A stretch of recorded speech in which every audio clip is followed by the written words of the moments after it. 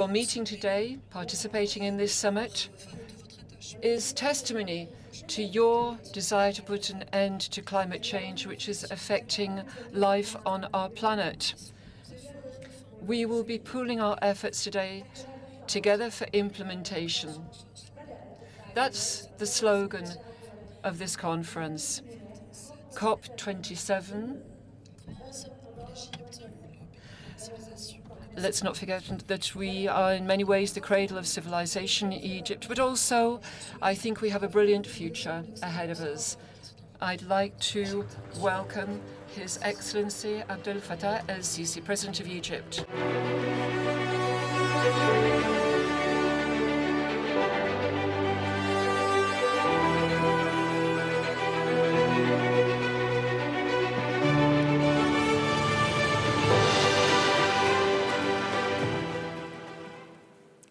بسم الله الرحمن الرحيم أصحاب الجلالة والفخر. In the name of Allah, the Merciful, Your Majesties, ladies and gentlemen. At the outset, I would like to warmly welcome you, every one of you, to Egypt, this country which I hope you will consider as a second homeland, because we are happy to welcome you on this Egyptian land. We have every intention to work hand in hand with you in all areas, together. Today, we have come together to work on one of the most urgent issues faced by the planet, the issue of climate change. During this conference of parties, the United Nations, from a Convention on Climate Change, coming together during this COP27 held here in Sharm el-Sheikh, a city of peace. In fact, the first city in Egypt that has gone through the beginnings of a green transformation. And across the planet, all eyes are on us today as we initiate this most important conference. There are great expectations for high results as millions of people across the world are looking to us. They are hoping for a healthier environment, a cleaner environment, an environment healthier for development, for life, for work, and more respectful of the diminishing resources of this planet, which must become more sustainable. Millions of people across the planet have their gazes turned towards us, as was the case last year. We're talking about women, children, young people, workers, all human beings across this planet.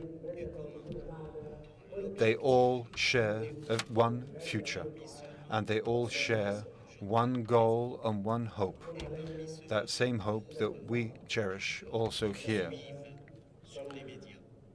And through the media, people in all countries are watching us. They have thorny, difficult questions and challenges, and we must pose these questions. Are we today closer to the achievement of our goals compared to previous years? Have we faced our responsibilities as leaders of our government, heads of state? Have we faced the challenges of climate change to protect the most vulnerable? These are key, thorny questions, fundamental questions. For example, do we cherish true ambitions to achieve these goals? Can we achieve our goals? Can they be achieved with the goodwill and intentions that we have to achieve those goals that we face due to climate change by pooling our resources? Can we all work together? Do we have any other choice but to bring concrete action together? And so we must respond to the expectations of people across the world, people who are suffering more than ever the consequences of natural catastrophes. The intensity and frequency have never been so severe, and this is true in all four corners of the world. We have seen one catastrophe after another. As soon as we tackle one catastrophe, another arises, wave after wave of suffering and losses, suffering by billions of people. The planet has become a world of suffering today. Therefore, we must step back and reiterate the question, is it not high time today to put an end to all this suffering? Your Excellency, ladies and gentlemen, what does the world need today to overcome today's climate change crisis and to implement the content of our agreements and the Paris Agreement? It's something that goes beyond mere words. The people of the world are looking to us today, and they want a rapid, concrete implementation of genuine, physical, practical, concrete actions to reduce emissions, to reinforce the ability to adapt, to guarantee the funding necessary for developing countries who today are suffering more than others the consequences of these crises. It is thus that we compiled the catchphrase of this conference, Together for Implementation, the Climate Implementation Summit, because despite all the challenges that we have faced in past cycles, and despite the challenges that we continue to face, despite the numerous difficulties that challenge and undermine our very ability to implement the Paris Accords, to protect our planet, to ensure that global temperatures do not exceed 2.5 degrees or even 3.5 degrees, despite all of the rays and challenges and difficulties. There are some rays of hope. People do cherish their hopes and place their hopes in humanity, because humanity surely can be just to those who are not responsible for the consequences that are producing so much suffering. Surely humanity can find the elements of new solutions. Surely now there is no more time to hesitate, because every government knows what it must do. Every government must work to the extent of its ability to provide those solutions, and all parts of our society, civil society indeed, contribute. They play key roles. In Egypt, we have established ambitious goals that were set forth in the Egyptian National Strategy for Climate Change, and we are determined to accelerate our transition to green adaptation, towards the use of green resources and energy through legislation and new laws, as well as new governmental mechanisms to ensure a full green transformation, to contribute to creating an environment that is more favorable for environment-friendly investment in food, in energy, in agriculture. Egypt is now determined to focus on and increase investment in these key green areas. Egypt wants to see a transition to a green economy with low carbon emissions. And that is what we call for, to move to concrete action that has clear, tangible impact in the field. Otherwise, we cannot meet these challenges. The key elements for our success already exist, but we need to be determined. We need a strong will to go further towards a future where we do not have a temperature increase of more than 1.5 degrees. Now, that is the future that meets the hopes and aspirations of all people.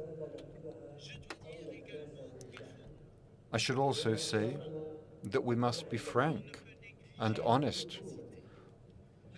We must be aware of our capabilities and what we can do.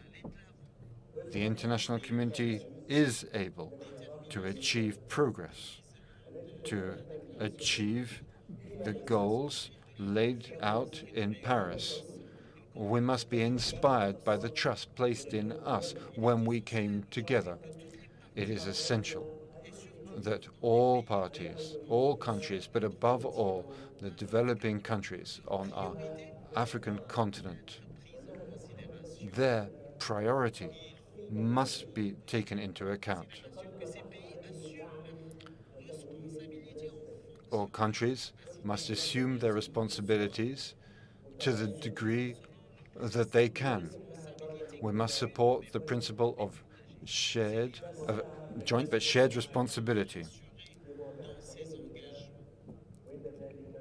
This will inspire trust in our ability to achieve our goals.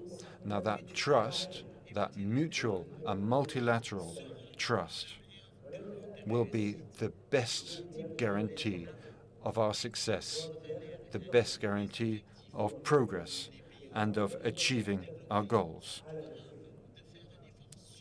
And developed countries must do more to ensure that commitments already assumed are met to face climate change and to support our efforts of adaptation and to face the consequences of climate change in the least developed countries and in developing countries.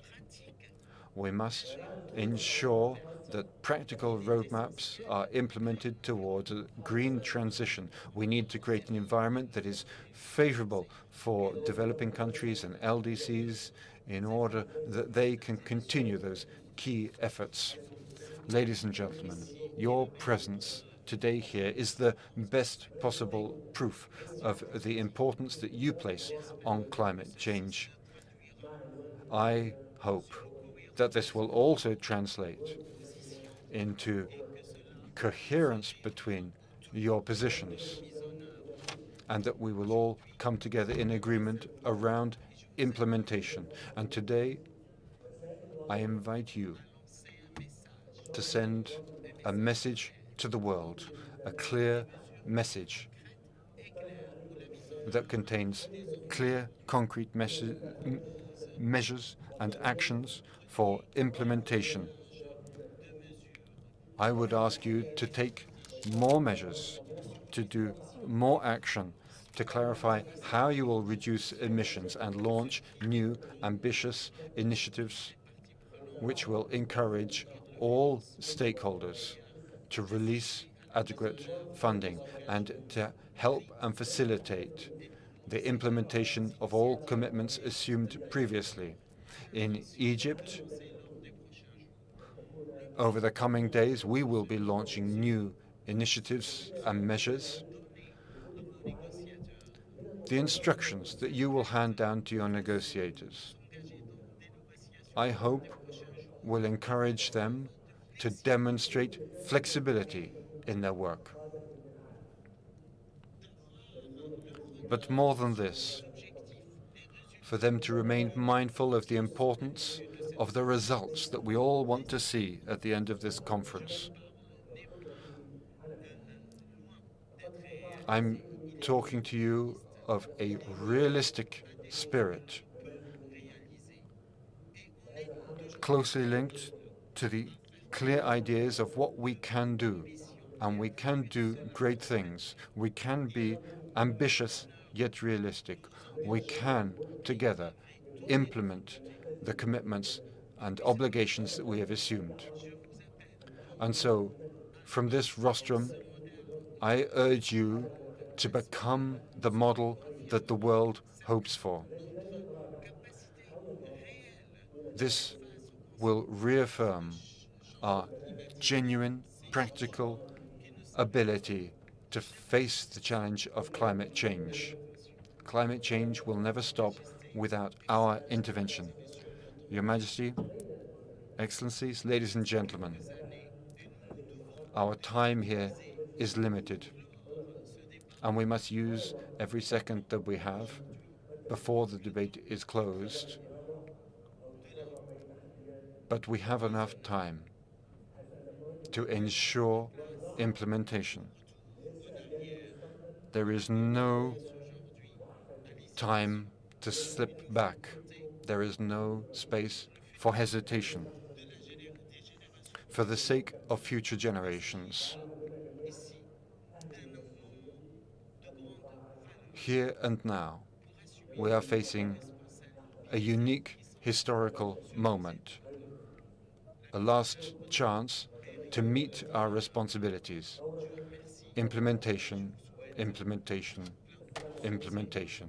I wish you every success during your work. May Allah be with you.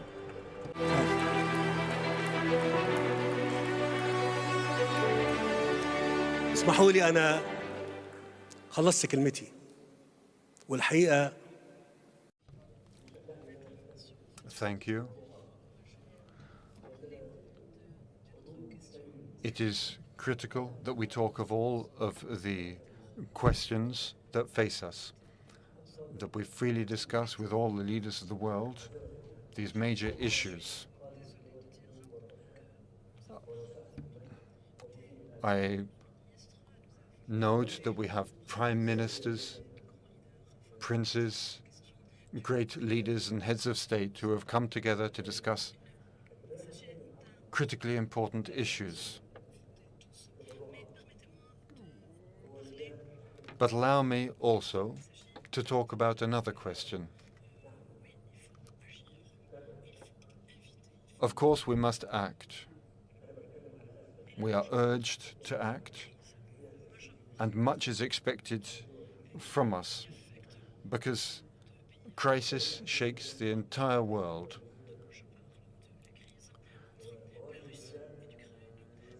This is another crisis that I want to talk about, the crisis between Russia and Ukraine. And I would like to urge you, this is a sincere appeal for this war to end. This war must end. Please allow me to say the following. My country is not one of the strongest economically. We suffered greatly from the COVID-19 pandemic over 2 years. And today we are suffering once again due to this other crisis, this unnecessary war. I imagine, of course, that the entire world is suffering because of the war between Russia and Ukraine. And so I would like to appeal to you. Please, allow me to say this in all respect. This war must stop. This war and the suffering it has caused must finish. This is a sincere appeal.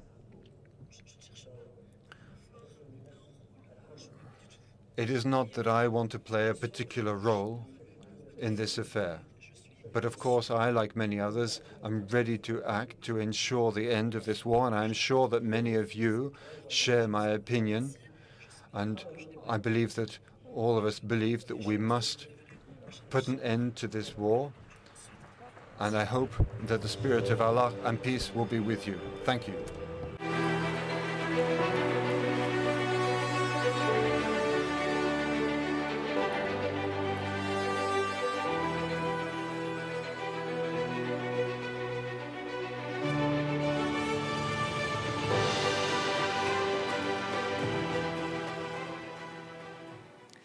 شكراً سيادة الرئيس عبد الفتاح السيسي رئيس. Thank you. You heard the President of Egypt, President Sisi. And now I would like to invite the Secretary General of the United Nations, Mr. Antonio Guterres.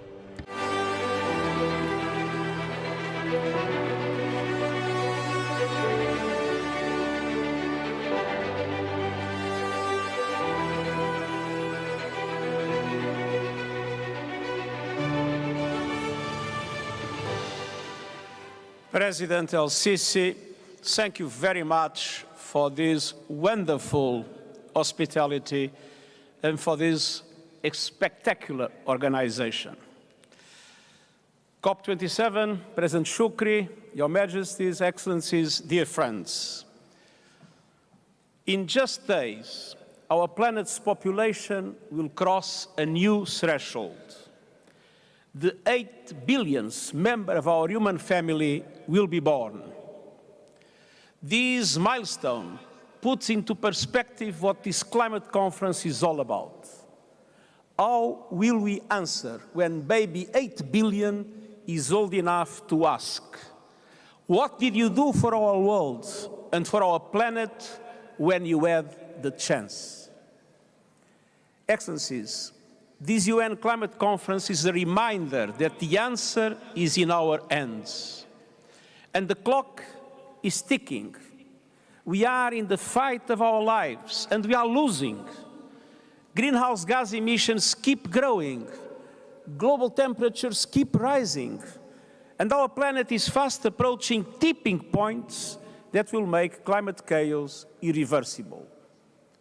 We are on a highway to climate hell, with our foot still on the accelerator. The war in Ukraine, other conflicts have caused so much bloodshed and violence and had dramatic impacts all over the world. But we cannot accept that our attention is not focused on climate change. We must, of course, work together to support peace efforts and end the tremendous suffering. But climate change is on a different timeline and a different scale. It is a defining issue of our age. It is the central challenge of our century. It is unacceptable, outrageous, and self-defeating to put it on the back burner. Indeed, many of today's conflicts are linked with growing climate chaos. And the war in Ukraine has exposed the profound risks of our fossil fuel addiction. And today's crisis cannot be an excuse for backsliding or greenwashing. If anything, they are a reason for greater urgency, stronger action, and effective accountability. Excellencies, human activity is the cause of the climate problem, so human action must be the solution. Action to re-establish ambition, and action to rebuild trust, especially between North and South.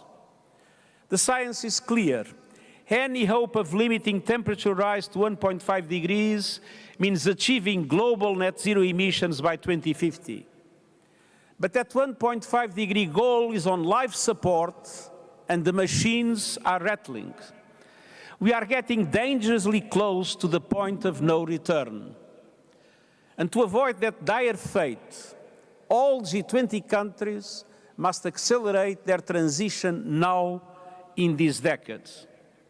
Developed countries must take the lead, but emerging economies are also critical to bending the global emissions curve. Last year in Glasgow, I called for coalitions of support for high-emitting emerging economies to accelerate the transition from coal towards renewables. We are making progress with the Just Energy Transition partnerships, but much more is needed. And that is why at the beginning of COP27, I'm calling for a historic pact between developed and developing economies, and especially developed and emerging economies, a climate solidarity pact. A pact in which all countries make an extra effort to reduce emissions this decade in line with 1.5-degree goal. A pact in which wealthier countries and international financial institutions provide financial and technical assistance to help emerging economies speed their own renewable energy transition. A pact to independence on fossil fuels and the building of new coal plants, phasing out coal in OECD countries by 2030 and everywhere else by 2040. A pact that will provide universal, affordable, sustainable energy for all. A pact in which developed and emerging economies unite around a common strategy and combine capacities and resources for the benefit of humankind. The two largest economies, the United States and China, have a particular responsibility to join efforts to make this pact a reality. And this is our only hope of meeting our climate goals. Humanity has a choice: cooperate or perish.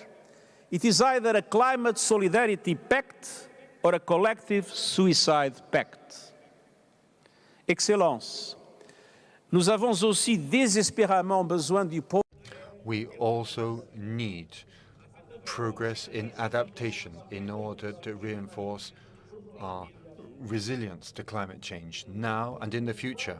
Today, around 3.5 billion people are living in highly vulnerable countries, vulnerable to climate change. In Glasgow, in the developed countries promised to double their contributions between now and 2025.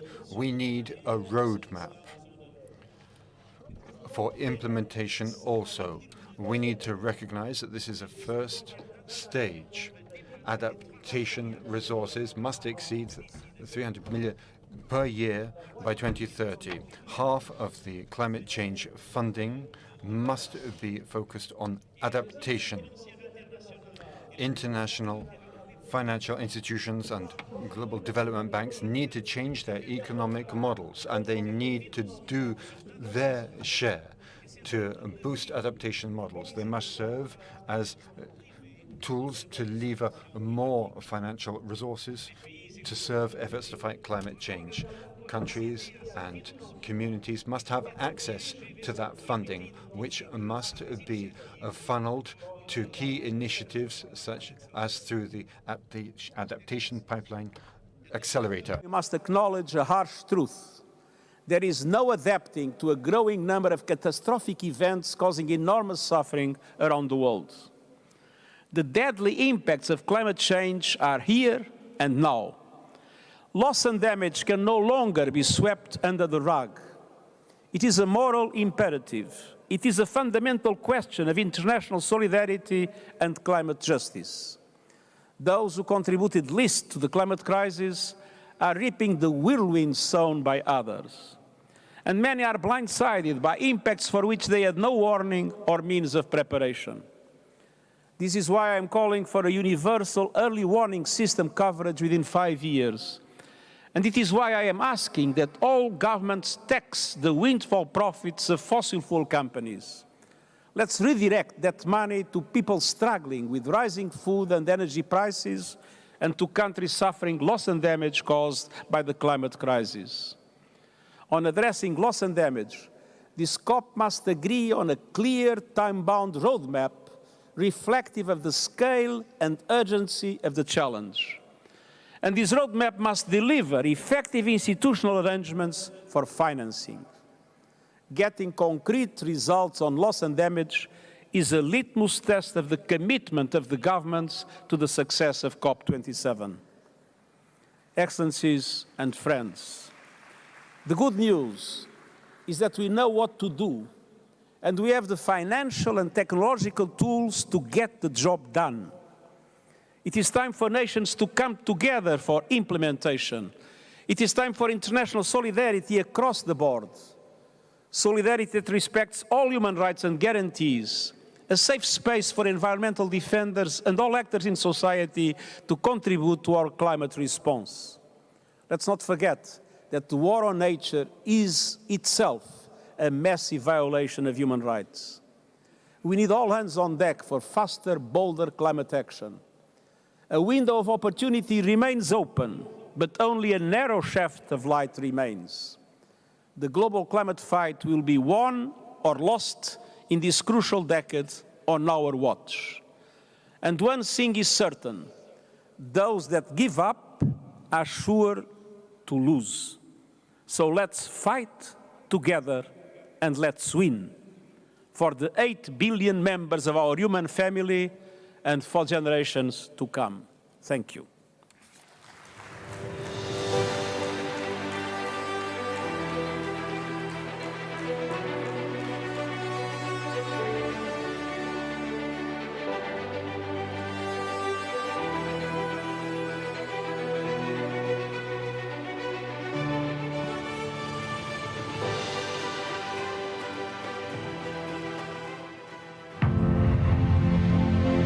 COP27 Sharm el-Sheikh, Egypt. Together for implementation.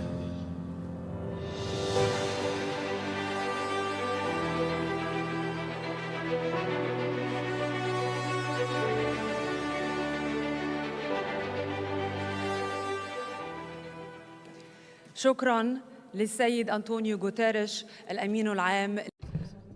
Thank you, Antonio Guterres, UN Secretary General. I would like to welcome Sheikh Mohammed bin Zayed bin Sultan Al Nahyan, who's the President of the UAE.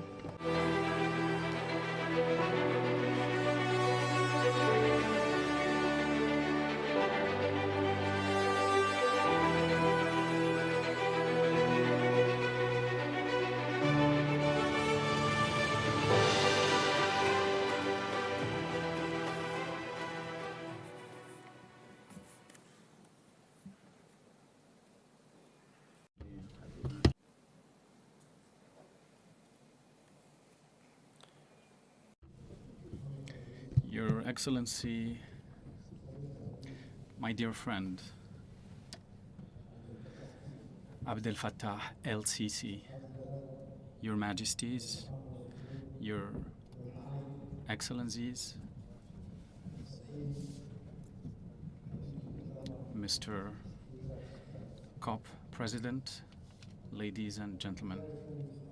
First of all, Your Excellency President, we are with you in what you said. Indeed, we need peace, we need dialogue, and we need the war to stop.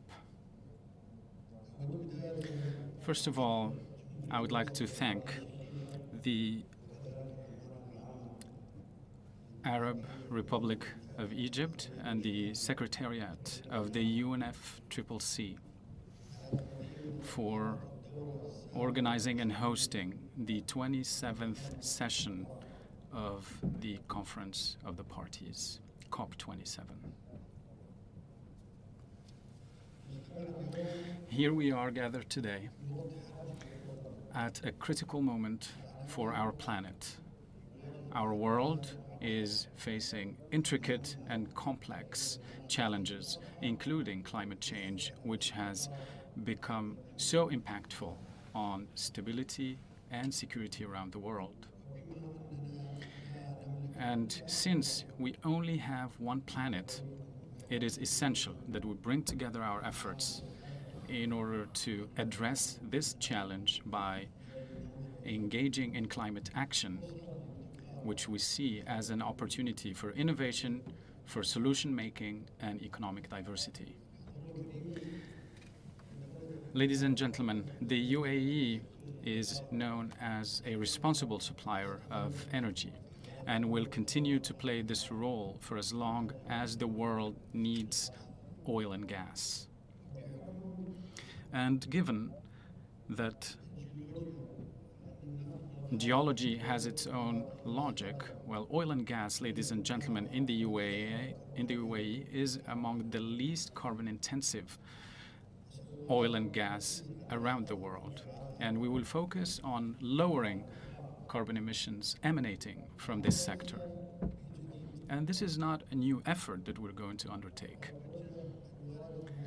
Our founding father, Sheikh Zayed, may his soul rest in peace, has instructed that gas burning should stop for decades and instated the pillars of sustainability for the UAE in order to preserve the environment and natural resources.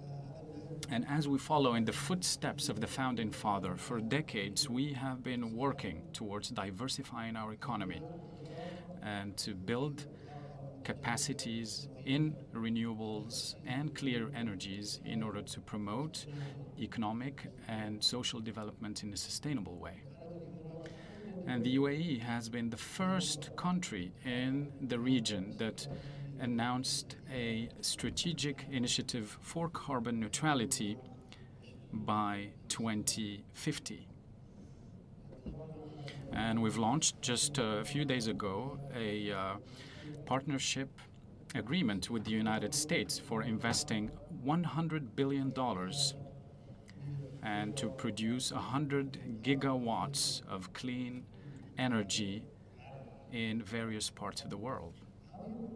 This initiative, among others, create new sectors, new skill sets, and new jobs. And it also helps the spark of hope to remain and to continue in as far as we want to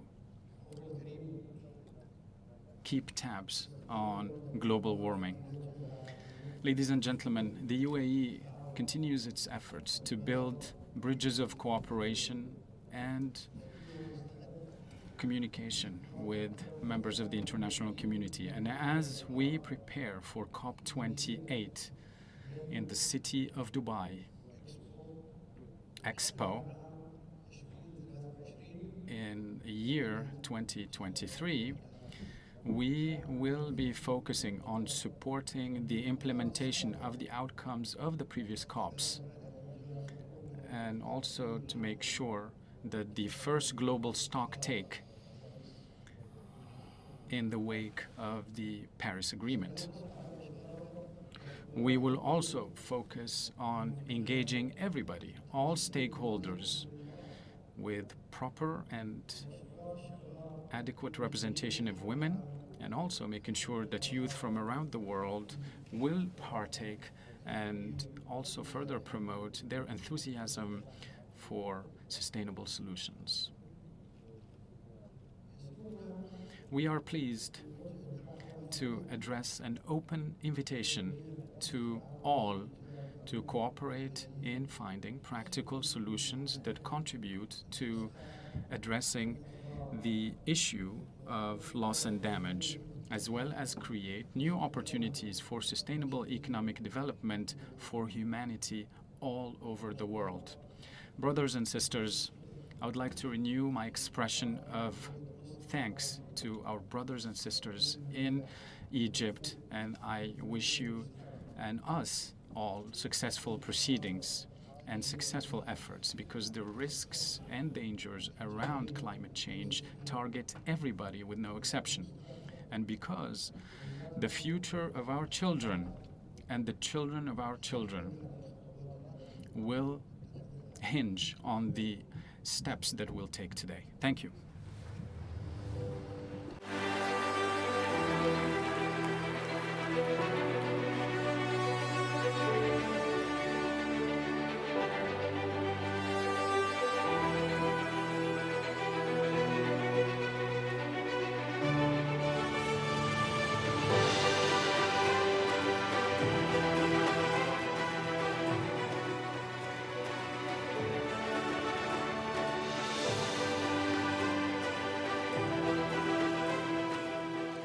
شكراً سمو الشيخ.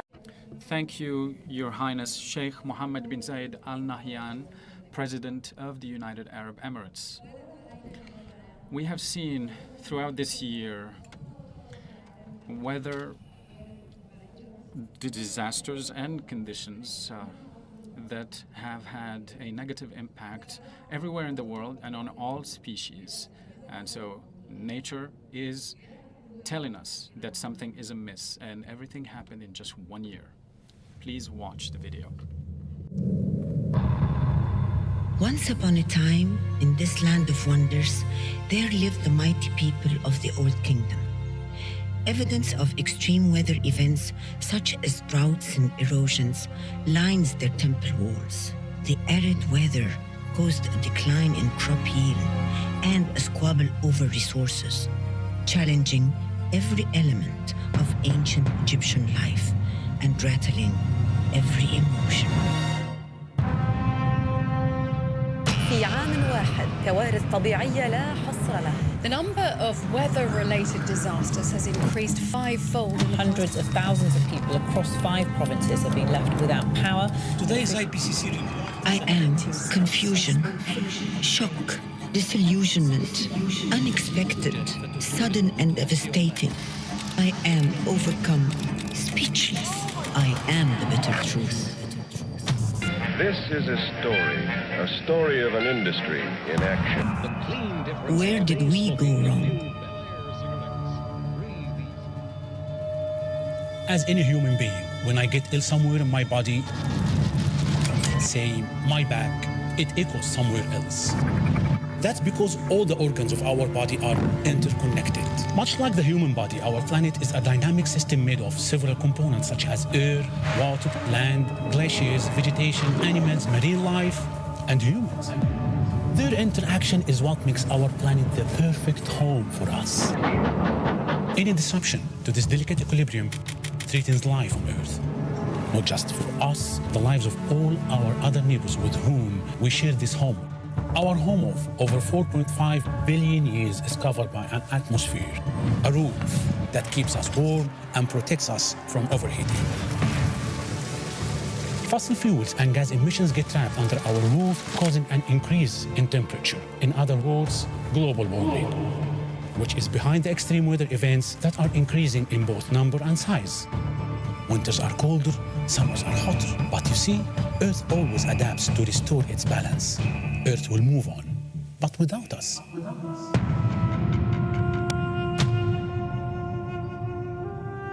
I am anger, hostile and enraged.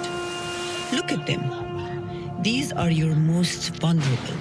I am the wrath. Eh ben, il y a eu une tempête. C'était une catastrophe. J'ai tout perdu.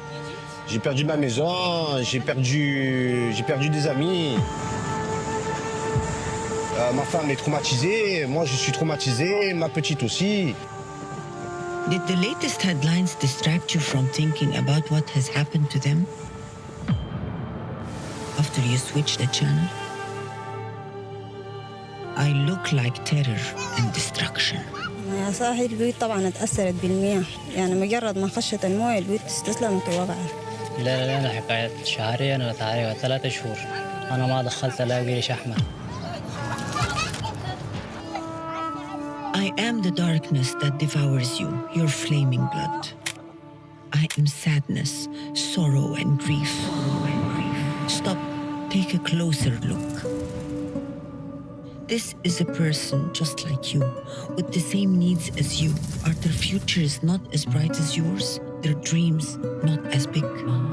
इन सैलाब जे करे असांजे ॻोठ में पाणी अचियो, असांजा school बुॾी विया, असांजा घर कचा हुआ उहे बुॾी विया ऐं असां हिते टेंट में रहूं था ऐं असां हिते स्कूल खोलिया आहिनि, इहो टेंट में रहां ऐं उते असां पढ़ूं था. I stand for 3 billion people who can't feed their kids. This is your pain, your trees, your home, your school, your child, your doll. I am the wounds that can't heal. I am the pain with no end. I am despair, agony. I am the hurt everywhere. The screams, the cries, the anguish. The η φωτιά πάντα αφήνει κόστος, είτε ψυχολογικό κόστος, είτε οικονομικό, κάτι θα σου αφήσει, κάτι θα σου πάρει. Πάντα αλλάζει η ζωή των ανθρώπων. Αλλιώς ήμασταν πριν 30 χρόνια και αλλιώς θα είμαστε μετά από 40 χρόνια. Επειδή όμως ήταν αποπνικτική η κατάσταση, ο γιος μου φοβήθηκε από μένα μήπως πάθω κάτι και λέει πατέρα πάμε να φύγουμε. Are their communities not as deserving? This is the water you have stopped from flowing. The pollution you brought yourselves and others. I am suffocation, congested and off balance. These are the gifts you have plundered. The cultivated land you have soiled. Are you okay? Yeah, I'll jump on one. Okay. Dad, I love you. I am your heart, shattered in pieces. These are your slain men and women. The gloom, disappointment, the isolation. I am those you have made to weep. When will it be enough? I am the drought where water once flowed. Your rising blood pressure flooding your coastlines. I am the threat, the fear that lurks in the shadow, the threat to your future. I am endangerment. خلال رحلتي في التصوير ابتديت ألاحظ أماكن اختفت، أماكن منسوب المياه فيها بيعلى، منسوب المياه فيها بيقل. اسكندرية موطني، بقالنا سنين بنتكلم عن تغيير في المناخ. آن الأوان أن العالم ينظر نظرة جادة للموضوع ده. لما بسمع إن اسكندرية ممكن تغرق في يوم من الأيام قلبي بيتقبض جدا يعني. I am worried. Do I make you nervous, insecure? I will be nostalgia. I am the ticking clock. Tick-tock. The time you don't have, the race you must win. Where will you go? What will you see? What will you eat? I am the terror of an uncertain future. And I put all your plans at risk. I'm anxiety. The what now? Your body in panic mood, your rapid pulse, the fight or flight. And I cascade.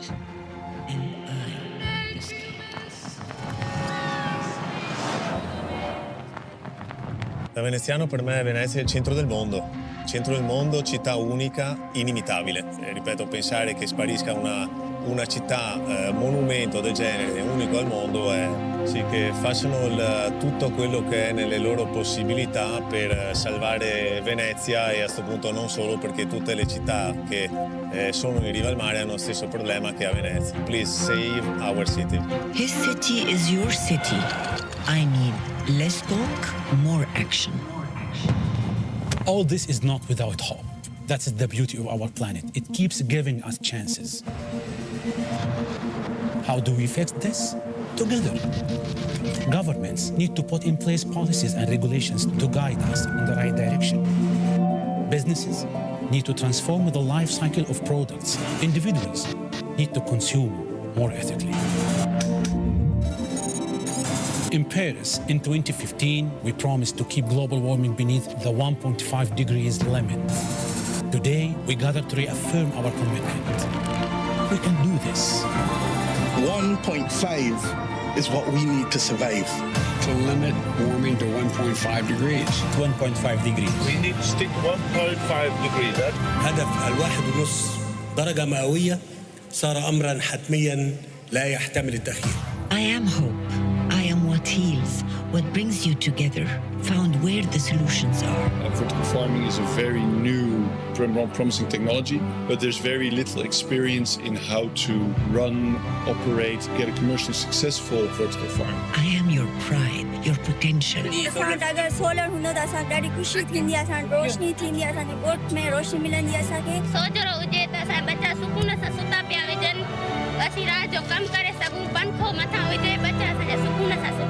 I am the smile on his face, the butterflies in your stomach, the conviction that you are more powerful than you think. I am your actions that determine their future.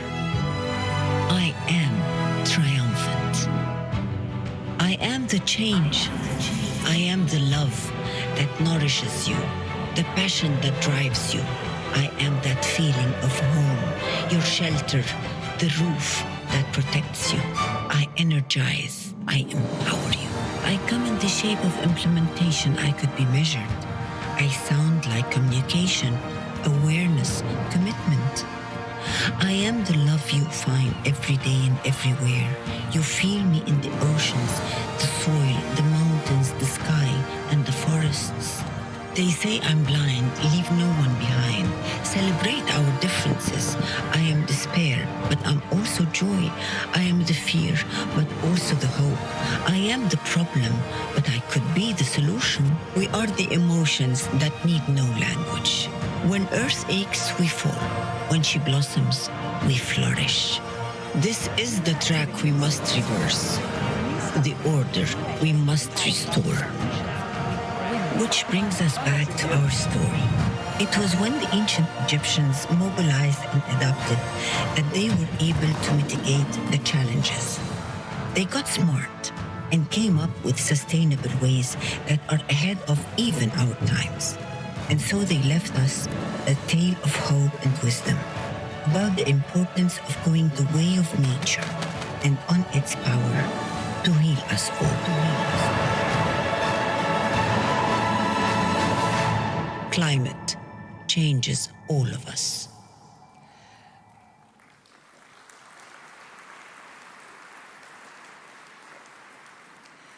منذ العام الماضي والدورة 26 من قمة المناخ COP. Thank you. Last year, we had COP26. But since then, climate change has accelerated. We have seen many serious weather events in the past year. And now I would like to give the floor to Mr. Macky Sall, the President of Senegal and President of the African Union.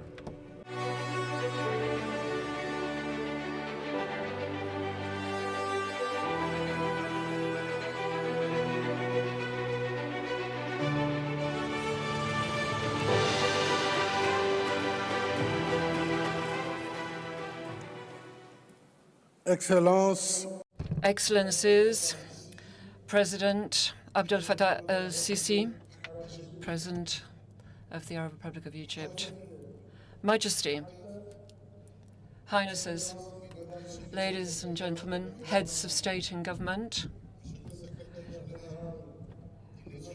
UN Secretary General, President of COP27, ladies and gentlemen. On behalf of Africa, I would very much like to thank you and indeed congratulate you, dear brother, President el-Sisi, for your very kind invitation and the very warm welcome that has been extended to us as we arrived in Egypt.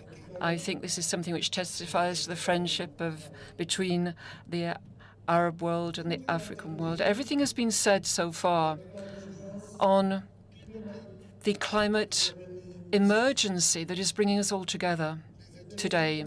Scientific papers and studies have on more than one occasion alerted us to this. Every single day we are seeing extreme weather events, testimony to climate change. Now, more than ever, we must act to save our planet. We have to implement the Paris Agreement. Africa is deeply attached to doing this with our Great Green Wall, which is bringing together 11 African states in the Sahara region. We have many activities to restore land and to reforest, as well as to create forestry activities, livestock activities. Ladies and gentlemen, although we contribute to the tune of less than 4% in terms of greenhouse gases, Africa is behind low carbon development. We're fighting for climate resilience. We think this has to be a goal so that we achieve carbon neutrality by a reasonable time frame. We're in favor of green transition, a just, fair and equitable transition, instead of decisions being taken that harm our development processes, including universal access to electricity. 600 million Africans are still deprived of that. With the Congo Basin forests, our Congo also hosts a quarter of what still remains in terms of tropical forests for our planet. It means that we host one of the rare green lungs of our planet. And of course, all these are able to sequester carbon. We need to move ahead to adapt to climate change. We are certainly bearing the brunt and the cost of this. We are developing green development, and very often we use debt to do this. The implementation of adaptation is something that should be funded by grants and donations as per agreed conventions. We have our adaptation fund, and we have partner countries, and together in September last, we launched a call for action to implement the program to speed up adaptation in Africa. And I'd very much like to publicly thank European states here and the foundation who were partners, who contributed to the tune of 90 million euros for that, to give us, it's a leverage in that we have been able to use in order to get adaptation funds. Accumulated funding for adaptation anticipated before 2030 will unfortunately account for less than a quarter of the estimated needs that Africa has as part of their NDCs nationally. Sharm el-Sheikh, I believe, both for developed and developing countries, offers us an opportunity to either make history or, if you like, be a victim of history. Make history by shouldering and honoring our commitments, including the 100 billion, bearing the brunt of history, because we don't share our responsibilities. There have to be shared and differentiated responsibilities whereby those who pollute the most should pay the most in order to get our planet off this track of climate crisis. We have come as Africans to Sharm el-Sheikh in order to save our planet. We are determined to make history rather than simply be victims, passive onlookers of history. Together with our partners, we will do all we can to ensure that the Sharm el-Sheikh COP is not simply a business as usual, bearing in mind, and we've just seen the video, how this hangs over our humanity, but act for future generations as well as current generations. We cannot stay within the realm of promises, but have to move to action to solve and save our planet, our common home. Thank you.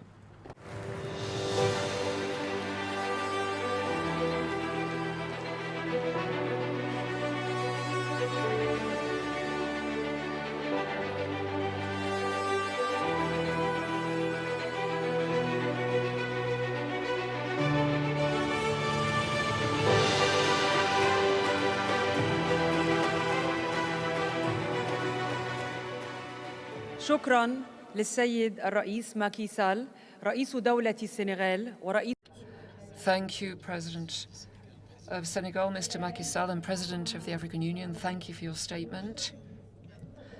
I'd now like to give the floor to Baroness Michel Shafik, who is the Director of the London School of Economics.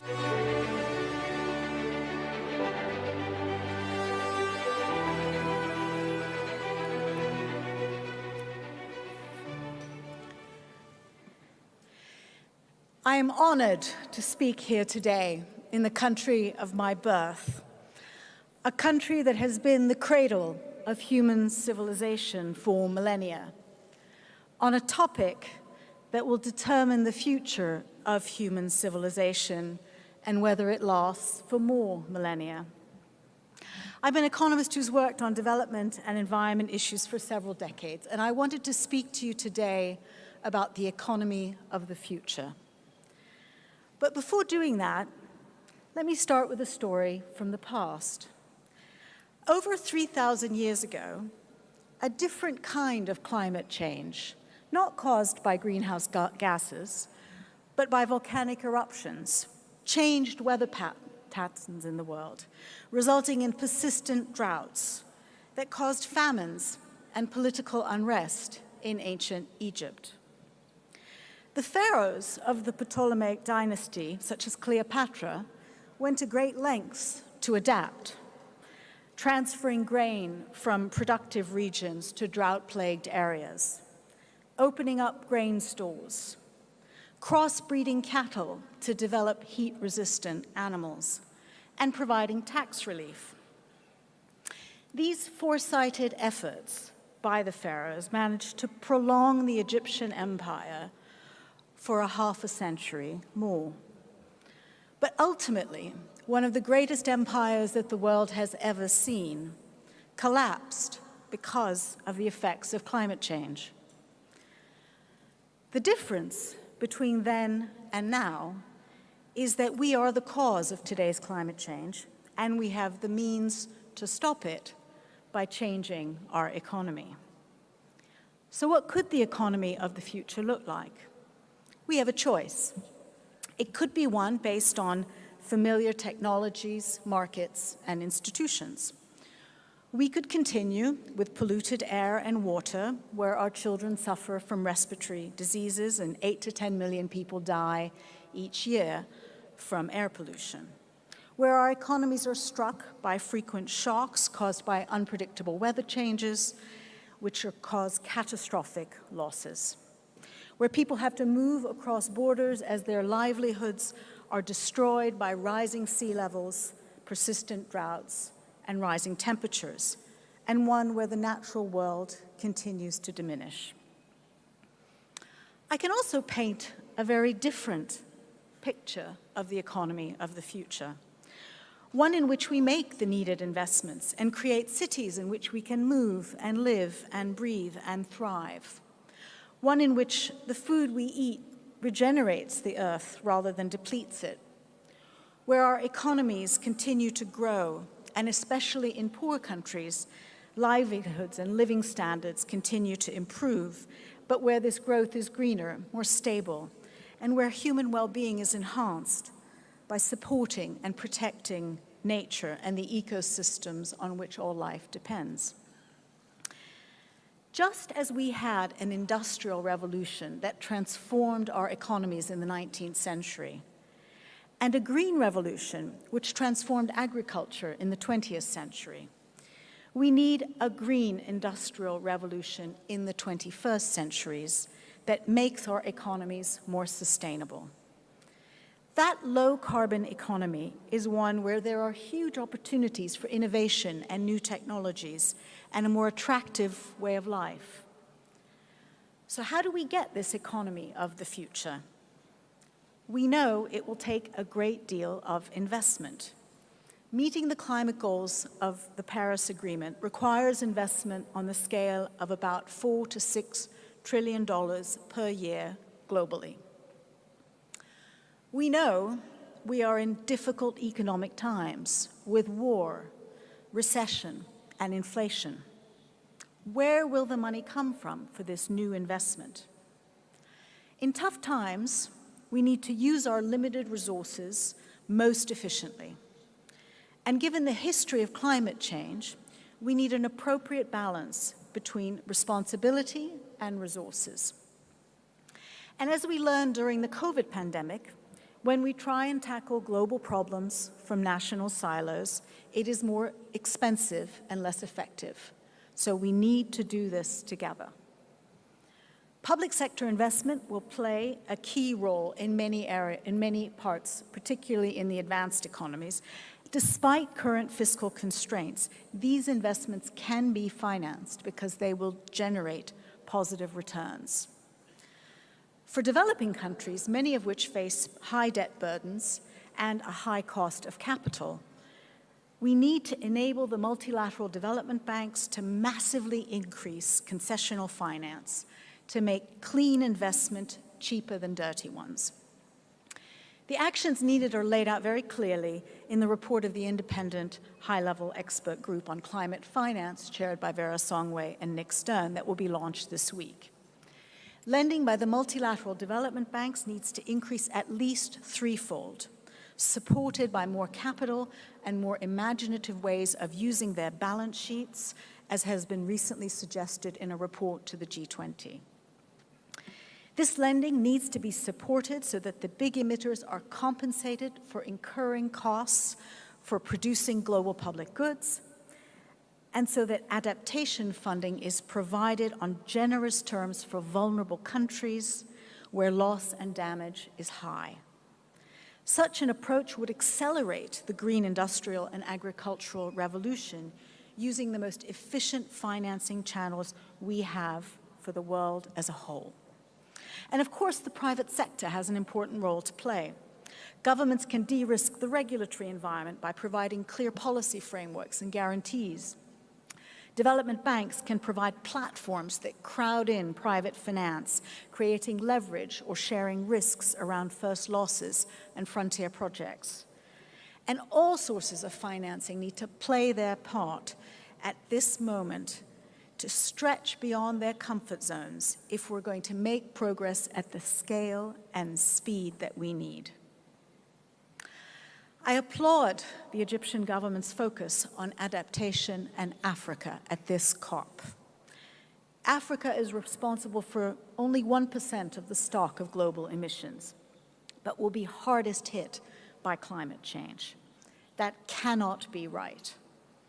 At the same time, many African countries are rich in sunshine, wind, rivers, and forests. With support at a lower cost of capital, they could leapfrog the dirty energy systems of the past. And if we create a better carbon market, that could provide a huge source of income for countries rich in carbon sinks. The green industrial revolution could be the new growth story for Africa. So, the economy of the future is our choice. We face a classic intertemporal investment problem. Incur some investment costs now with high returns later, or opt for inaction or not enough action, but incur very high costs and risks later. Even if you don't take into account future generations, which make these arguments much, much stronger, it seems to me that the choice is clear. Climate change and biodiversity loss are here, and we are already suffering the consequences, as the film we just saw showed so clearly. Unlike the pharaohs, we can overcome this climate change by choosing a different economy for the future. Thank you very much.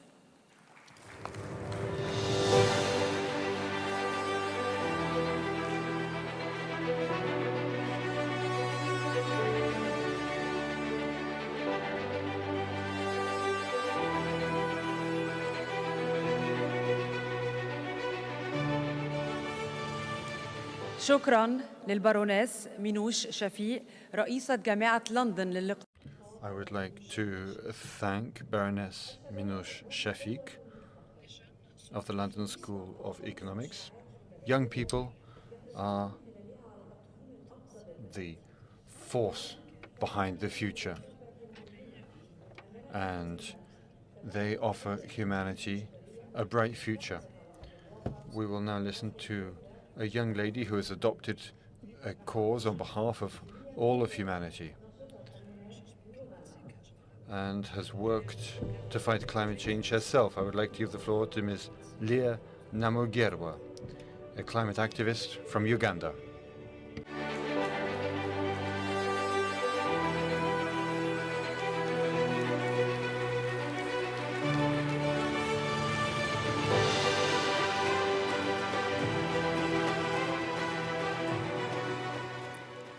I greet you all who are here for a good cause, leaders who are working tirelessly to save our dear planet.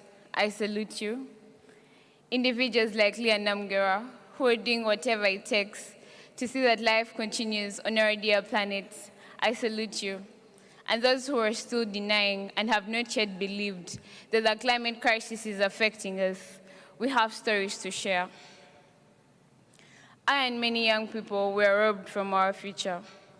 We've been forced to grow, to act, to think like adults, because we cannot watch as our future is shut, our dreams put to an end, our home, Mother Earth, burning, hitting in drought, and we do nothing. When I was 14 years old, I saw landslides killing so many people due to harsh weather conditions. These images have disturbed me and cannot allow me to rest until something is done about the changing climate. Individually, everyone has a role to play to save our dear planet. At such a tender age, I started a project called Birthday Trees when I was turning 15 years of age. I plant trees on people's birthdays as one of the ways to fight climate change. I have a goal of planting 1 million trees and more. What is your goal? It is the rule of nature living for others. Because plants do not eat their own food, rivers do not drink their own water. I don't believe it is justice to the young generation when our rivers and lakes are polluted. I don't see justice when big polluters are untouchable. Is it justice for the world leaders to choose profits over lives? COP27 has been nicknamed the African COP. If COP27 is to truly deliver, we must face some real truth. Some truth that will face decades of inaction from world leaders. Some truth that the world is in a state of emergency because of fossil fuels. Some truth that Africa contributes less than 4% of the carbon emissions, but we suffer the most. The future is at stake, mostly young children. We're not sure whether we are heard when we speak or we're just ignored. But let the African COP be a different COP. Let the African COP listen to the biggest stakeholders. Let the African COP be an action COP. Politicians, when you stand up to talk, my generation requests that speak like there is an emergency. Speak like you are not barren. Act like you have an access on Earth, because this is the only planet where we're going to carry on your legacy as your children. Men in office, how are you going to be remembered? Do you wish to be remembered as one who did a lot of nothing while in power?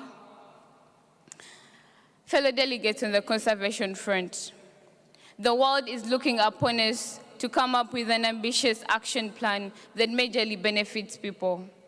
A sustainable plan that predicts a bright future. The time to force action is right now, right here at the African COP. I believe we can do this together. Thank you.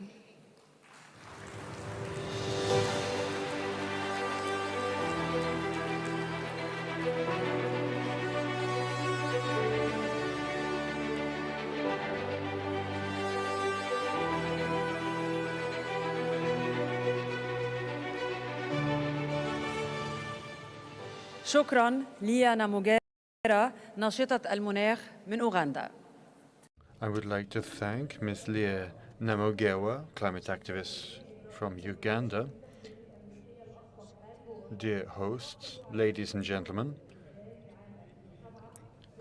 I would now like to welcome the 2007 Nobel Prize winner, fighter for the climate and for Earth,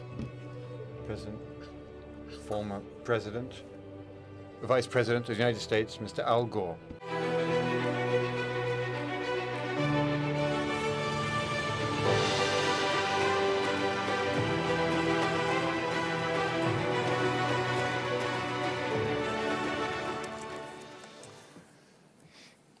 Your Royal Highnesses, Your Majesties, heads of state, excellencies, ladies and gentlemen, distinguished guests, it is a great honor to be able to play a part in this opening ceremony of the 27th Conference of the Parties.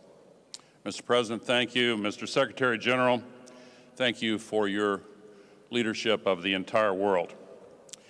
We are all here today because we continue to use the thin blue shell of atmosphere surrounding our planet as an open sewer. Today, as every day, we are spewing 162 million tons of man-made, heat-trapping, global warming pollution into the sky. It adds up and accumulates and lingers there.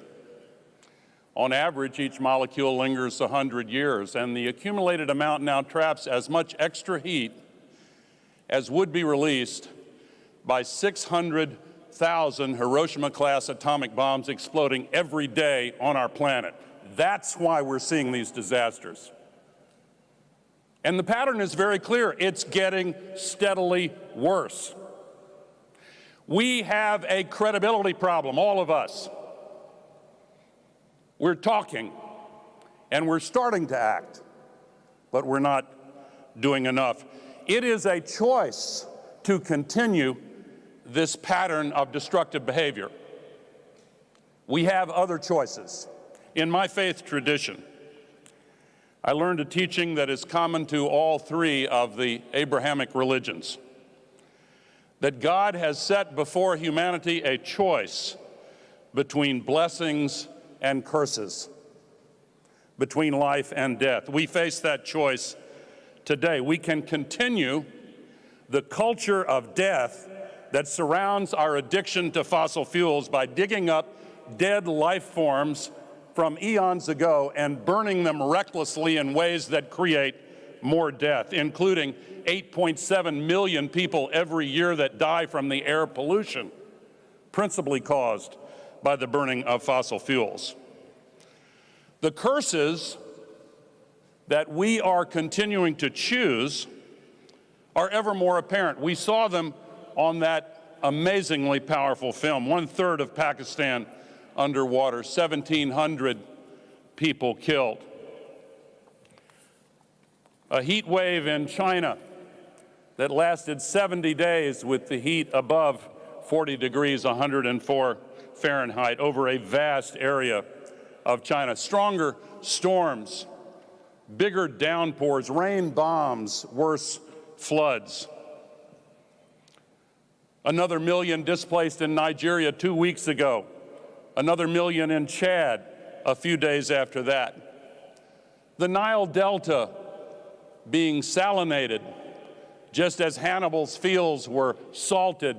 We are causing the salting of the greatest agricultural area in Egypt, as well as in the Mekong Delta and elsewhere. Droughts are drying up the mighty Mississippi River in my country, the Tigris and the Euphrates in the cradle of civilization, the Po River in Italy, the Loire in France, the Rhine in Germany. All over the world, the greatest reservoirs in North America, Lake Mead and Lake Powell, are reaching what is called dead pool status. Starvation and famine in the Horn of Africa, devastation in Madagascar. And the areas of our world that are presently considered by doctors uninhabitable because of the combination of heat and humidity are relatively small today, but they are due to expand to the point where experts are predicting as many as 1 billion climate migrants crossing international borders in the balance of this century. Think of the millions that are crossing borders now and the xenophobia and authoritarian populism that is caused by a large surge of refugees. And then imagine, if you will, what 1 billion climate refugees would do. It would end the possibilities of self-governance. We have to act. We know that tragically, across the nations of Africa, these impacts are even worse, and in the Pacific Islands and elsewhere, and the poor suffer the most. The late Archbishop Desmond Tutu said climate change is the apartheid of our times. We don't have to choose curses. We can choose blessings, including the blessings of renewable energy. We are now in the early stages of a sustainability revolution that has the magnitude of the Industrial Revolution and the speed of the digital revolution. If we invest in it and stop subsidizing the culture of death, we can save ourselves. Dollar for dollar, each dollar spent in renewable energy creates 3 times as many jobs as dollars spent in fossil energy. And this sustainability revolution is massively deflationary at just the time when the world is trying to find new ways to battle inflation. The International Energy Agency has called solar energy the cheapest energy in the entire history of the world. And Africa can be the renewable energy superpower. Africa has 40% of the entire world's global potential for renewables. The potential for solar and wind in Africa is 400 times larger than their total fossil fuel reserves. And these are real possibilities. This is not pie in the sky. If you look at all of the new electricity generation installed worldwide last year, 90% of it was renewable because it is cheaper almost everywhere. And in 2 years, it will be cheaper in 100% of the world. But it is not enough to simply increase our support for clean energy if we are simultaneously backtracking on our commitments against developing and financing fossil fuels. The world's leading scientists and energy experts have told us that any new fossil fuel development is incompatible with 1.5 degrees as the limit to the temperature increase. Mr. Secretary General, you said we are on a highway to climate hell. We need to take our foot off the gas. We need to obey the first law of holes. When you're in one, stop digging. We have to stop making this crisis worse. We must see the so-called dash for gas for what it really is: a dash down a bridge to nowhere, leaving the countries of the world facing climate chaos and billions in stranded assets, especially here in Africa. At a time of turbulence in the global energy markets, the wealthy nations of the world should not confuse the short term with the long term, and should not be fooled by the absolute need to backfill the shortage of fossil energy caused by the cruel and evil war launched by Russia in Ukraine as an excuse for locking in long-term commitments to even more dependence and addiction on fossil fuels. We have to move beyond the era of fossil fuel colonialism. And that's what it is. The dash for gas in Africa is a dash for gas to be sent to wealthy countries. We have to remove the barriers to the trillions needed for climate finance. And the scale of what is needed can only be provided by the private sector. I support governments paying money for loss and damage and adaptation, but let's be very clear that that's a matter of billions or tens of billions. We need $4.5 trillion per year to make this transition, and that can only come by unlocking private access to private capital. In the United States and in Canada, if you look at all of the financing of renewable energy, 96% of it comes from the private market. If you look at Africa, much lower amounts overall, but what percentage of it comes from private markets? Not 96%, 14%. 86% comes from governments. Why is that? Because, for example, if you want to build a solar field in Nigeria, even though it's profitable, you have to pay interest rates that are 7 times higher than the interest rates paid by OECD countries. That is unjust. It is insane.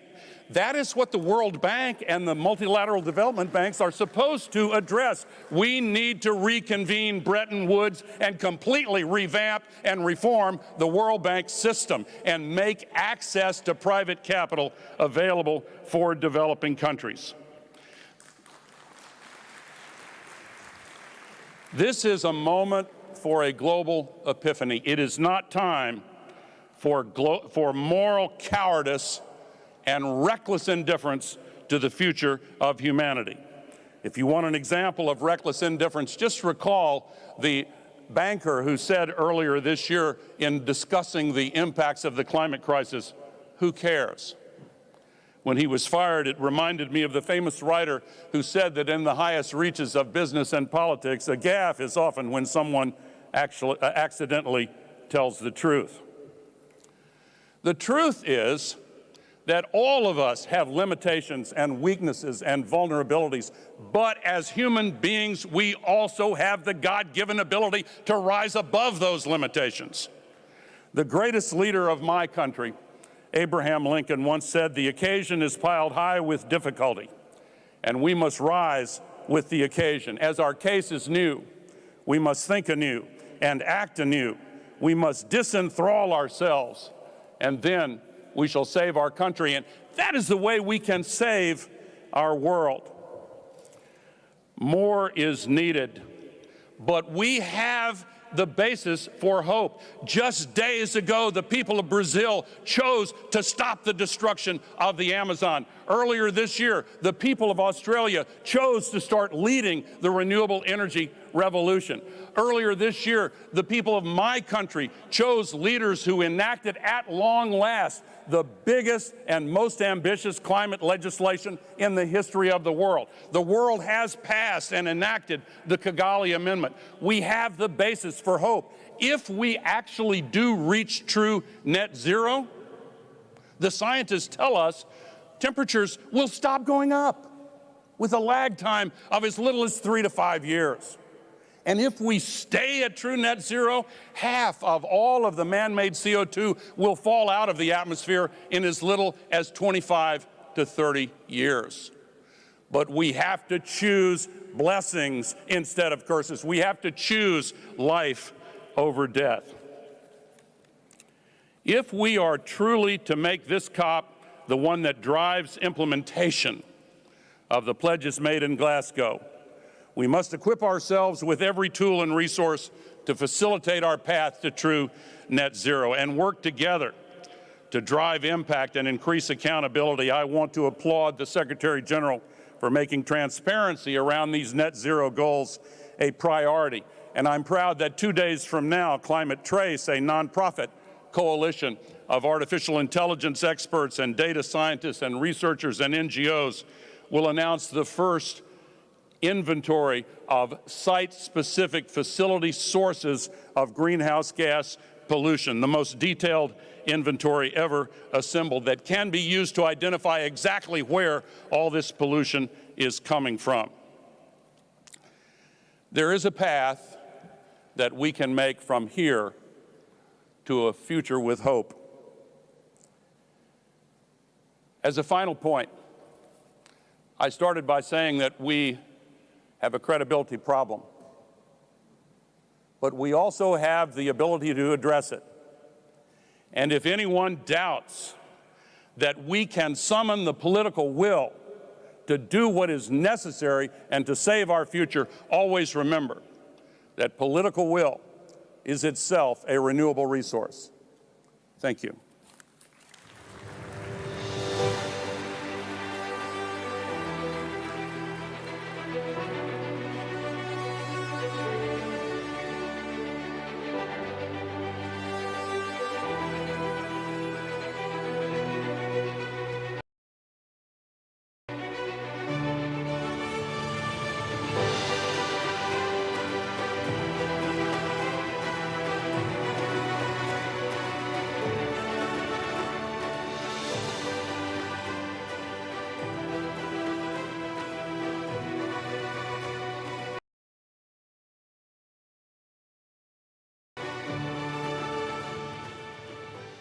شكراً.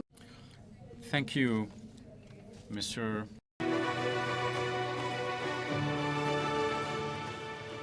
شكراً. Thank you, Mr.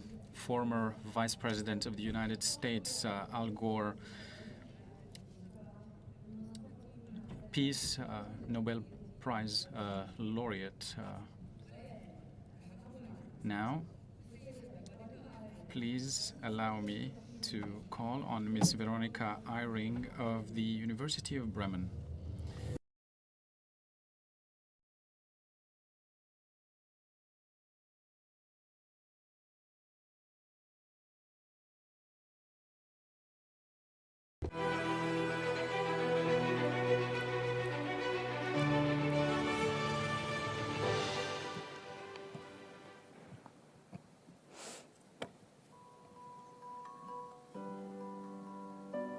Dear ladies and gentlemen, distinguished excellencies, recent climate change is unprecedented. We all know and feel this, but still, atmospheric levels of greenhouse gases reach new record highs every year. Atmospheric concentration of CO2 has risen to 416 parts per million today, being now 50% above the pre-industrial level. As a consequence, global warming has reached 1.1 degrees Celsius above pre-industrial levels in 2020. This is already very close to the Paris Agreement to limit global warming to near 1.5 degrees. The speed of this warming is rapid, and it is unprecedented in more than 2,000 years. Over the history of our planet, changes in global temperature were caused by natural events, like volcanic eruptions, the sun's activity, and orbital cycles. But the warming we observe since 1850 is not caused by natural events. It is caused by human activities emitting CO2 and other greenhouse gases, also causing widespread, rapid, and intensifying climate changes across the entire Earth system, which will increase with any additional further warming. In every region of the world, we are seeing out-of-control climate impacts, with extreme events becoming more frequent and more severe. Many of the recent extremes would have been highly unlikely to occur without human-induced climate change. Across sectors and regions, the most vulnerable people and ecosystems are disproportionately affected by these changes. The rise in extremes has led to some irreversible impacts as nature and humans are pushed beyond their ability to adapt. So what are our possible futures? These are the 5 CO2 emission scenarios assessed by the IPCC that depend on the level of climate change mitigation. 2 low scenarios in blue, where CO2 emissions immediately decline, 2 high scenarios in red, where they continue to rise, and an intermediate. And these are the corresponding temperature projections for each scenario. As you can see, only in the lowest emission scenario in the upper left, global warming projections stay close to 1.5 degrees by the end of the century, while in all others, projected warming is much higher. These climate projections provide a clear signal to COP27. To limit to 1.5 degrees, we need to cut CO2 emissions by around 45% by 2030. This is already in 8 years. And they must decline further to achieve net zero by 2050, followed by negative CO2 emissions throughout the rest of the century. Immediate, deep and sustained reductions of methane and other greenhouse gases are also required. Otherwise, limiting warming to 1.5 degrees will be beyond reach. But we are not on track. Not with policies that were implemented by December 2020, not with COP26 pledges, and not with policies currently in place that with no additional action are projected to lead to a global warming of 2.8 degrees. Distinguished Excellencies, this is falling far short of the Paris goals with no credible pathway to 1.5 degrees in place. Much stronger mitigation measures are needed to keep warming below 1.5 degrees, even for limiting it to 2 degrees. This demands immediate, critical steps to shift societies, economies, and technologies towards net zero emissions across all sectors and all regions. It requires a systematic change, turning away from fossil fuel use, from exploitation of natural resources, and from unsustainable agriculture, forestry, and other land use. The next few years are critical. We have the know-how to take meaningful, more decisive climate actions, creating new economic opportunities for zero-carbon technology and conserving, protecting, and restoring ecosystems. Now is the time. Climate scientists around the whole world work together to provide you with this robust information on climate change and pathways for climate action. Comprehensive and long-term observation provide us with unprecedented and compelling information about the Earth system. Climate models provide us with robust information about future climate changes and impacts on natural and human systems. Based on this research, the IPCC 6 assessment report assessed the latest science on climate change. The cumulative scientific evidence is unequivocal. Climate change is a threat to human well-being and planetary health. Any further delay in collective global action on adaptation and mitigation will miss a brief and rapidly closing window of opportunity to secure a livable and sustainable future for all. To avoid a climate catastrophe, we need urgent, large-scale transformation of our industrial energy and transport systems and our whole way of life. A shift from exploitation to cooperation with the environment towards nature-based solutions that help restore ecosystems and preserve biodiversity. Only then we can create a sustainable and climate-resilient world. The time for action is now, here at COP27. This is a global problem which requires action from all countries of the world, from all of you working together. Dear ladies and gentlemen, distinguished excellencies, your choices made in the coming 2 weeks matter for many generations to come. We, the whole world, count on you. Thank you.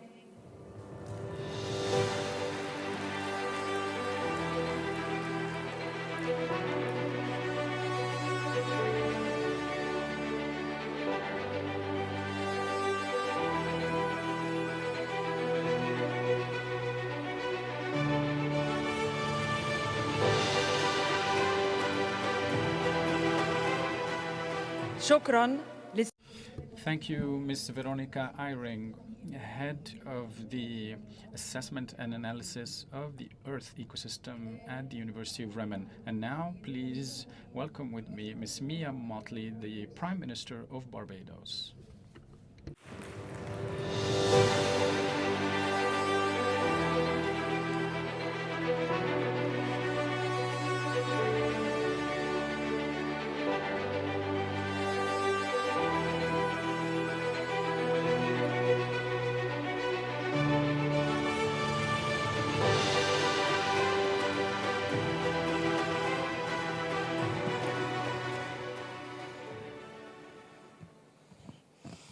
Excellencies, distinguished ladies and gentlemen, permit me to thank you, Your Excellency, President El-Sisi, for your wonderful hospitality and for all courtesies extended to us. And I want to congratulate Simon Steele, a son of the Caribbean, of whom we're very proud, in his new role as Executive Director.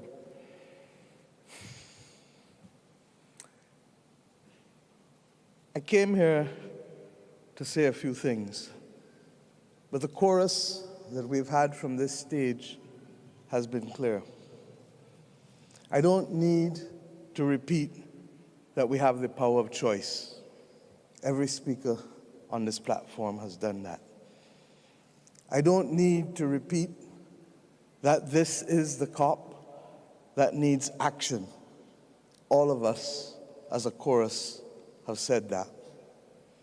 I don't need to repeat the horror and the devastation wreaked upon this earth over the course of the last 12 months since we met in Glasgow, whether the apocalyptic floods in Pakistan, or the heat waves from Europe to China, or indeed, in the last few days in my own region, the devastation caused in Belize by Tropical Storm Lisa, or the torrential floods a few days ago in St. Lucia.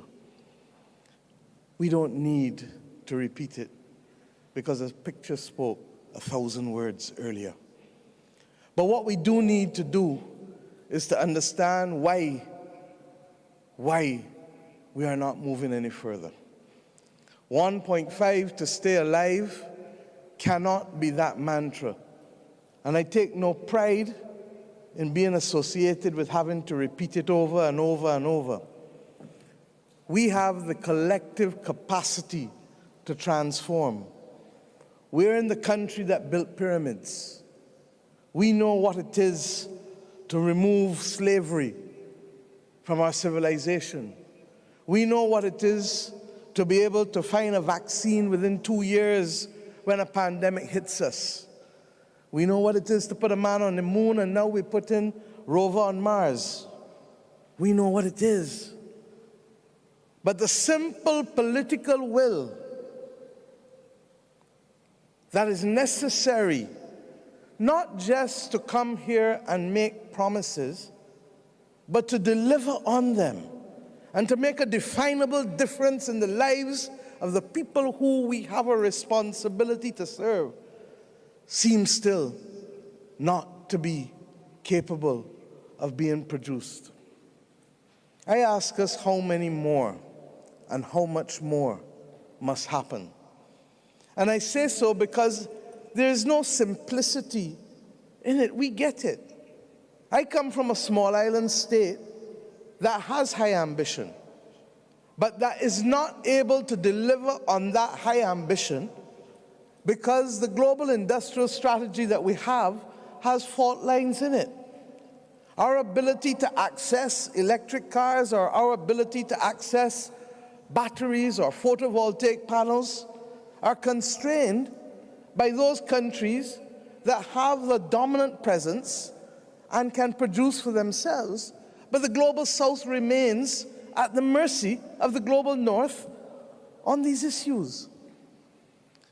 But it isn't only in that.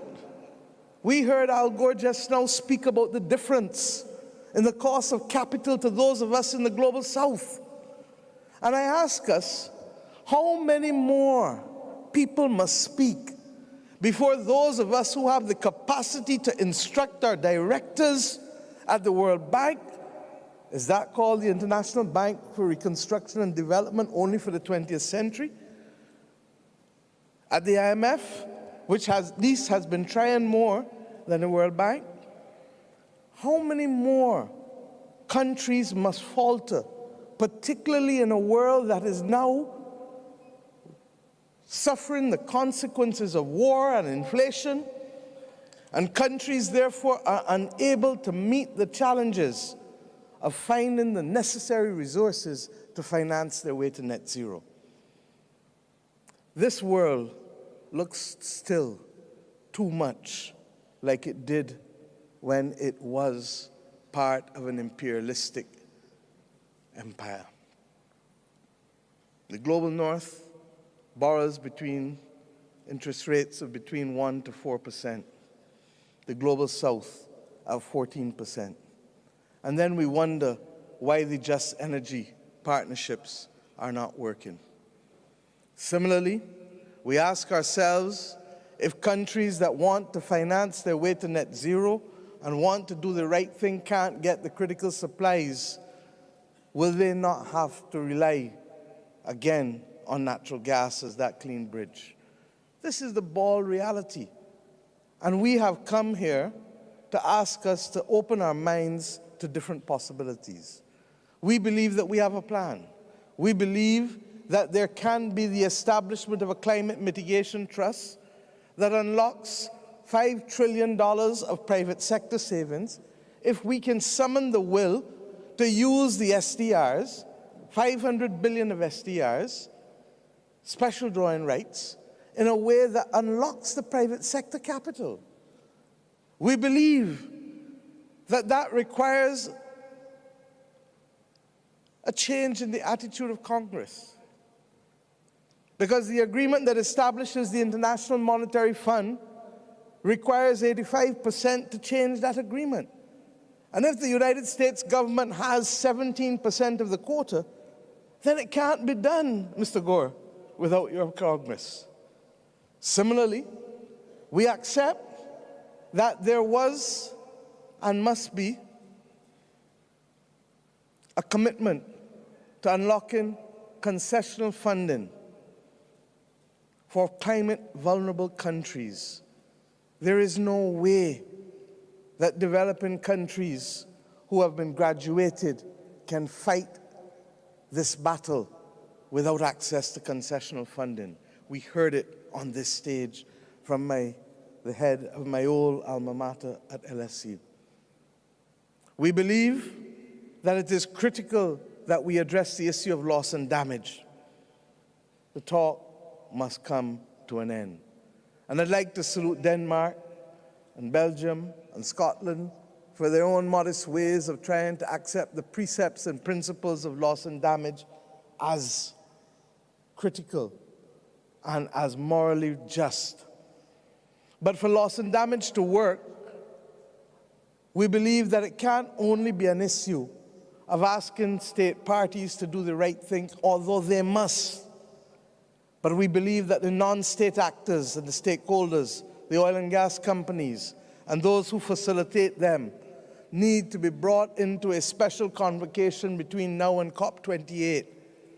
How do companies make $200 billion in profits in the last 3 months and not expect to contribute at least 10 cents in every dollar of profit to a loss and damage fund?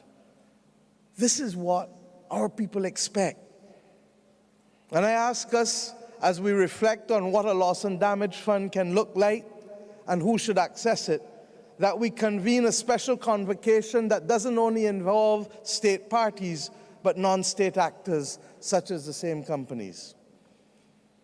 We believe as well that the time has come for the introduction of natural disaster and pandemic clauses in our debt instruments.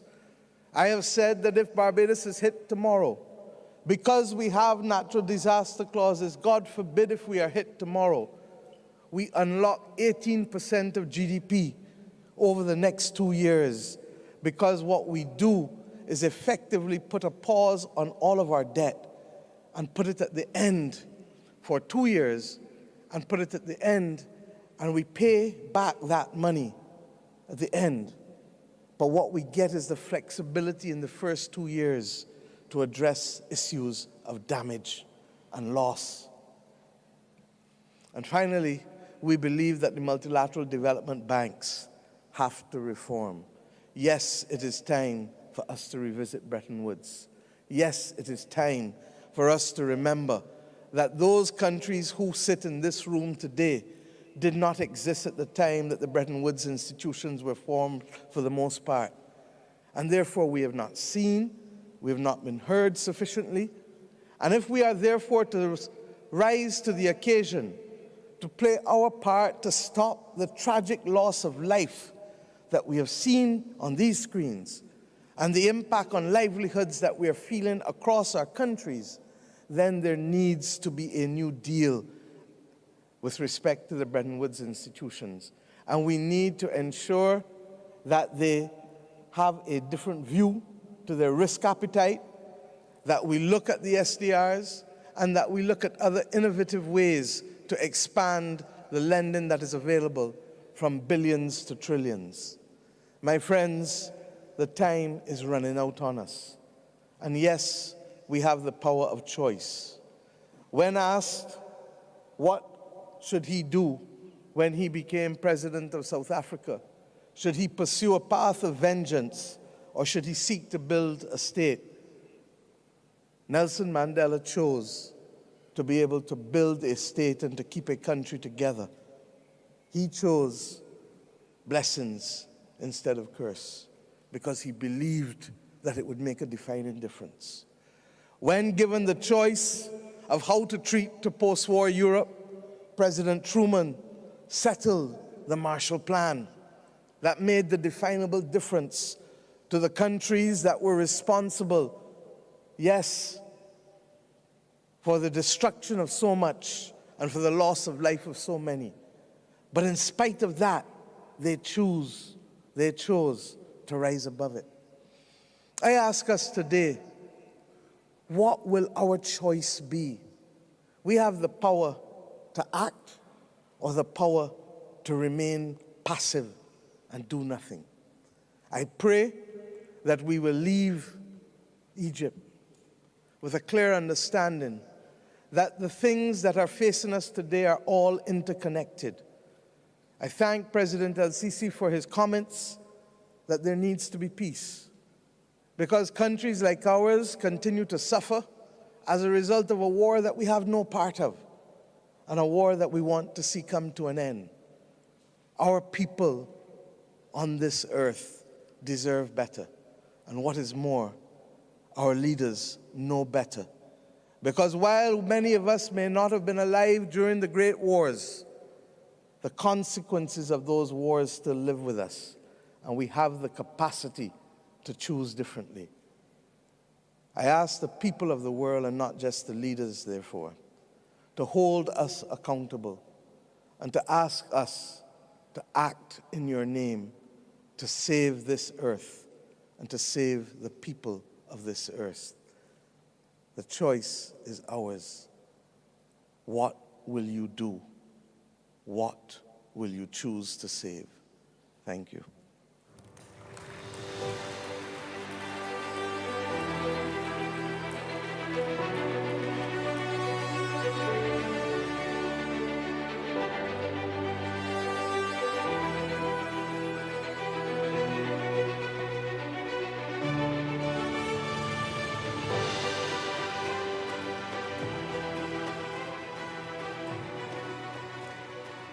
شكراً للسيدة ميا موتلي رئيسة وزراء دولة بربيدوس.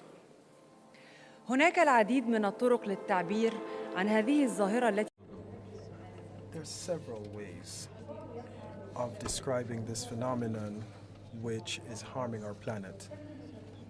Some think in terms of initiatives, and others are thinking of implementation to bring about change. And there are, of course, others who are thinking and expressing themselves through art and inspiration.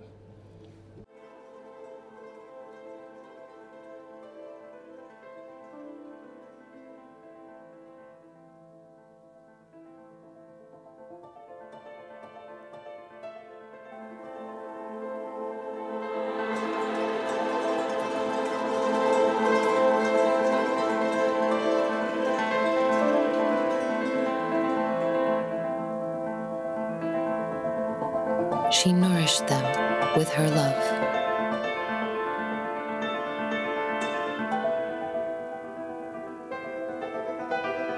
They were hungry for more.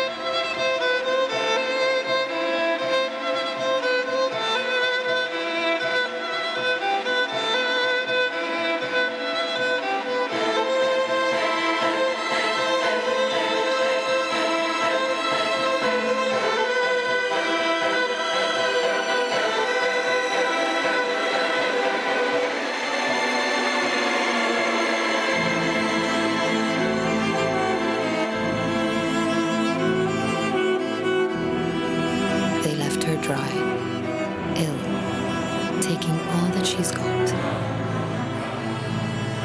She taught them a lesson they didn't learn.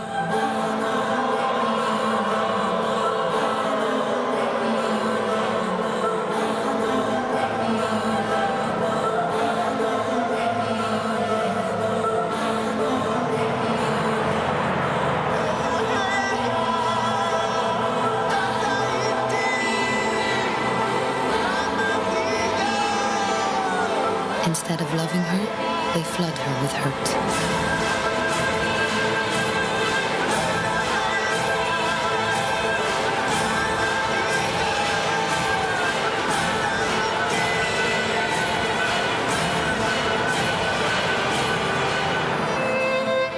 They shut their eyes and ears.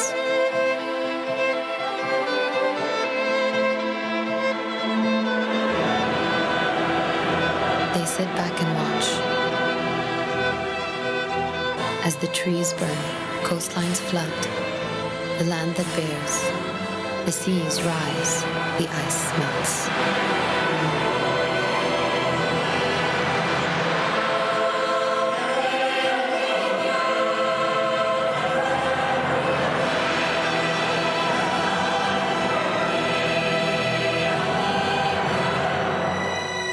Now is the time to act.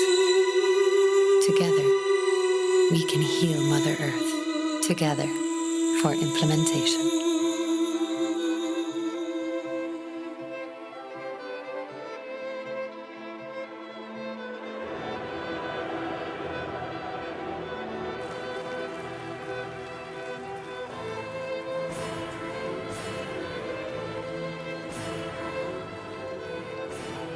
ضيوف مصر الكرام، شكراً للمشاركة في الدورة 27 من قمة المناخ.